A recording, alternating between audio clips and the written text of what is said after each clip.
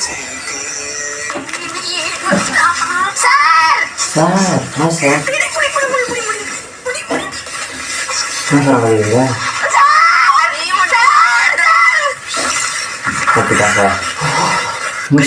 பாவி மூஞ்சி மேல ஊத்தாங்க சட்டை மேல ஊத்துனா மூஞ்சி மேல ஊத்துறீங்கன்னா அதுவே ஃபர்ஸ்ட் ஒரு தப்பு. வெட்டில தான் ஊத்தி வச்சிருக்கேன்.